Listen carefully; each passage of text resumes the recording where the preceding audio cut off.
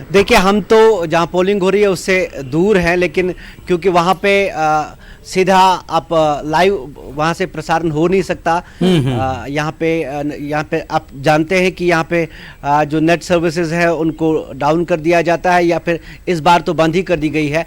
आज जो पोलिंग होनी है, जो पोलिंग हो रही है, वो काफ़ी अहम इस सूरत हाल से है कि ये दो अजला जो हैं, पुलवामा और शोपियां, काफ़ी हसास है। मिलिटेंसी यहाँ पे बहुत ज़्यादा है। हाल ये है कि कल इंतखाबात शुरू होने से पहले कल ही कई वाक़यात तशद्दुद के रोनमा हुए हैं। एक पंचायत घर को कल शाम को आग लगा दी गई। उससे पहले भी दिन में भी कुछ झड़पें हो गई।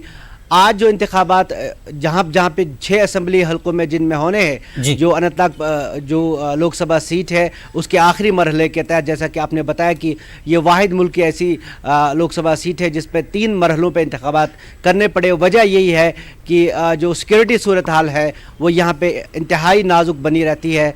आज जो पोलिंग शुरू हो गई है, आप उम्मीद नहीं करेंगे सुबह से ही कि वहाँ पे कहीं कतारों की बहुत ही कम उम्मीद रहेगी, क्योंकि पोलिंग वहाँ पे बहुत ही सख्त सिक्योरिटी हसार में हो रही है। लेकिन अहम बात यह है कि यहाँ पे पुरअमन तरीके से बगैर किसी नाखुशगवार वाक़े के पोलिंग हो।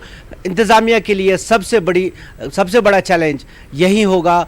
इसके साथ ही लद्दाख हिंदुस्तान की ऐसी लोकसभा सीट जो एरिया के एतबार से, रकबे के एतबार से सबसे बड़ी पार्लिमानी सीट है, और जहां पे एक पोलिंग स्टेशन ऐसा भी है जो 15,000 स्क्वायर फीट पे सतह समंदर से ऊंची जगह पे है। 8 ऐसे वहाँ पे पोलिंग स्टेशंस हैं अभी भी जो कटे हुए हैं। वहाँ पे हेलीकॉप्टर के जरिए पहुंचाने पड़े, जो कल पोलिंग अमला 2 दिन पहले वहां पहुंचाना पड़ा। सूरत हाल ये है कि एक तरफ लद्दाख जो रिवायती तौर पे बहुत अच्छी पोलिंग होती है, वहाँ पे काफ़ी जोशो खरोश से होती है। पिछली बार 70.78% पोलिंग हुई थी।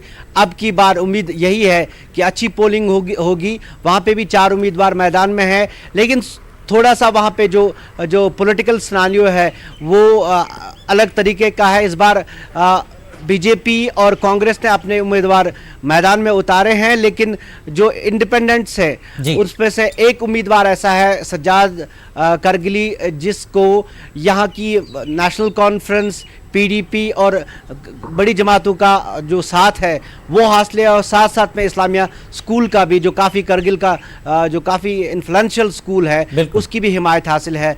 यहाँ से जहाँ अनंतनाग की बात करें तो यहाँ पे सबसे बड़ा चैलेंज होगा कि पुरअमन तरीके से पोलिंग हो।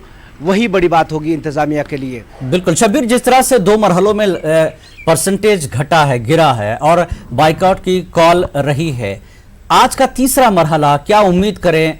क्या इन 2 मरहलों से थोड़ा मुख्तलिफ होगा, कुछ परसेंटेज बढ़ सकती है, या फिर वही सूरत हाल देखने को मिलेगी?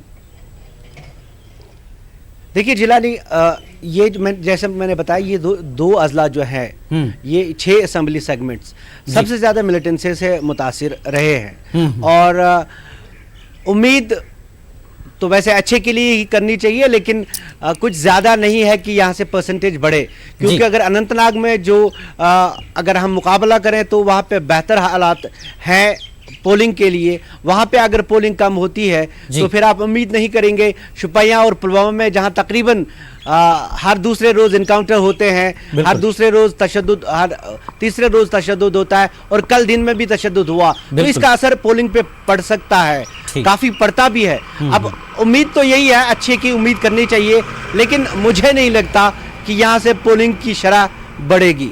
हालांकि ज़रूरत है कुछ लोगों को जो इंतखाबी मैदान में है कि यहाँ से वोट पड़े, ख़ास तौर पे जो वहाँ से महबूबा मुफ्ती है, वो उम्मीद करेंगी कि यहाँ पे अच्छी पोलिंग हो, क्योंकि ज़्यादा असर उनका इन इलाकों में है, तो वो उम्मीद करेंगे कि अच्छी पोलिंग हो ताकि वो इस सीट पे कामयाबी हासिल करें। लेकिन हालात जो हैं, मैंने आपको पहले ही बताया कि ये काफी मिलिटेंसी से मुतासरा इलाका है। बिल्कुल। जाहिर सी बात है, जुनूबी कश्मीर का ये इलाका भी, है और जहां पर हम देखते हैं कि आए दिन इनकाउंटर्स होते रहते हैं। ऐसे में अगर उम्मीदवारों की बात कर ली जाए, जिस तरीके से पीडीपी की महबूबा मुफ्ती सदर यहां से उम्मीदवार हैं, तो वहीं कांग्रेस ने जीए मीर पर भरोसा जताया है। तो वहीं नेशनल कॉन्फ्रेंस की बात करेंगे तो नेशनल कॉन्फ्रेंस ने भी एक अपना मजबूत उम्मीदवार यहां से उतारा है। ऐसे में गुज़िश्ता 2 मरहलों में शब्बीर हम बात करते आए कि सहरुखी मुकाबला है। आपको क्या लगता है कि वाकई में तीसरे मरहले तक आते आते क्या ये मुकाबला सहरुखी है? क्या लगता है जमीनी हक़ाइक़ क्या कुछ कह रहे हैं? देखिए, मुकाबला सहरुखी है इस सूरत हाल में क्योंकि नेशनल कॉन्फ्रेंस ने यहाँ पे ज़्यादातर जो है कई बार पार्टियों को देख के भी वोट दिया जाता है। बेशक जो नेशनल कॉन्फ्रेंस ने उम्मीदवार उतारा है वो सियासत में उन्होंने हाल ही में शमूलियत इख्तियार कर ली है, लेकिन उम्मीदवार वो तगड़े हैं, काफ़ी जाने माने शख्स है और जो दफ़ा 370 को लेकर या फिर 35A को लेकर इस बार यहाँ पे सियासत हुई, उनमें उनका एक रोल है। उनकी एक जजमेंट, जब वो जस्टिस थे तो एक जजमेंट उस सिलसिले में आई थी जिसकी वजह से उन्हें काफ़ी शोहरत यहाँ पे हासिल हुई थी। तो वो तगड़े उम्मीदवार हैं नेशनल कॉन्फ्रेंस के, वहाँ पे पॉकेट्स काफ़ी हैं। जैसा हमने पिछली बार देखा कि नूराबाद में जो काफ़ी पोलिंग हुई, ज़्यादातर उम्मीद लोग करते हैं कि वो नेशनल कॉन्फ्रेंस का गढ़ है, लेकिन जीए मीर कांग्रेस के महबूबा मुफ्ती भी आप जानते हैं कि पिछली बार वो वहाँ से सिटिंग एमपी हैं। ये सीट 2015 से ही खाली है, यहाँ पे बाईपोल नहीं कराया जा सके। आपको अंदाजा होगा इस बात से कि 2015 से ये सीट खाली है, बाईपोल नहीं कराए जा सके। हालांकि श्रीनगर में 2017 में बाईपोल हो गए, लेकिन ज़िमनी इंतखाबात यहाँ से नहीं हो पाए थे।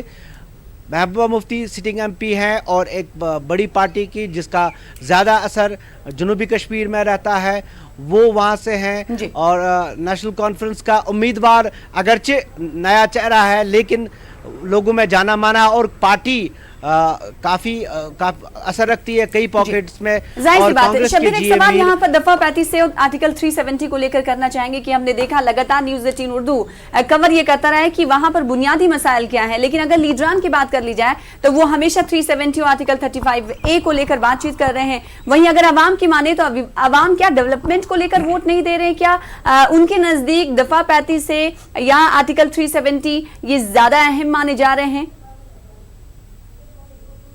देखिए, ये आर्टिकल 370 या 35A को जो इसका जो नरेटिव शुरू किया, वो बदकिस्मती से ये शुरू इंतखाबात से पहले ही इसका एक माहौल बन गया था, क्योंकि 35A सुप्रीम कोर्ट में मामला था। तो सियासतदानों को ये बहुत आसान लगा कि इसी को लेके चला जाए, क्योंकि ये बहुत लोगों के करीब है। यहाँ की जो ऑटोनॉमी जो है विद इन इंडियन कॉन्स्टिट्यूशन, जो ऑटोनॉमी दी गई है, वो लोगों के जज्बात के काफ़ी करीब है। और आप जानते हैं कि सियासतदानों को जज्बात पे सियासत करना काफ़ी आसान लगता है, बजाय कि वो उन चीज़ों पे बात करें जिन पर काफ़ी सवाल होंगे। तो इसी को ये नैरेटिव शुरू किया सेंट्रल गवर्नमेंट ने, और वहीं से ये नैरेटिव बन के आ गया, क्योंकि उस पे फिर बयानबाजियां हुई। बीजेपी ने आज़म ने इस पे कहा कि हम इन चीजों पर डटे हैं, हम 370 और 35A को हटाएंगे, इस पर कार्रवाई होगी। कई कानून बदले गए हैं, क्यों नहीं बदला जाए इसको? ये एक जो है एक चीज जम्मू कश्मीर में दे दी गई वहाँ की लोकल पार्टीज के लिए, चाहे वो कांग्रेस नेशनल पार्टी रही हो और पीडीपी और नेशनल कॉन्फ्रेंस की बात करें, दोनों ने इसको जो है एक तरह से सियासी तौर पर खेला है इस पूरे मैदान पर।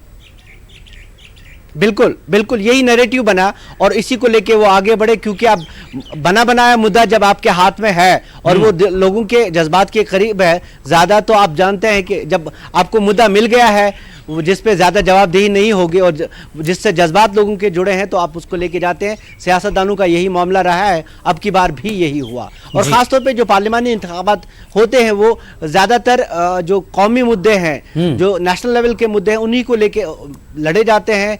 यहाँ पे हालांकि अनएम्प्लॉयमेंट बहुत ज़्यादा है और दीगर मामलात हैं, पावर प्रोजेक्ट्स की बात है, उनको लोग उसी के साथ जोड़ के देखते हैं। बिजली का एक बड़ा मामला यहाँ पे रहता है, पानी यहाँ बहुत ज़्यादा है, बिजली बनाई जा सकती है, लेकिन फिर यहाँ से बन के बिजली जो यहाँ बनाई जाती है वो NHPC के ज़रिए फिर यहाँ अंधेरा रहता है। सरमा में आपने देखा कि कितनी परेशानियाँ रहती हैं, न्यूज़ 18 ने किस तरह मामला जाहिर किए, लेकिन इन मामलात को ज़रा जगह नहीं मिली इस बार।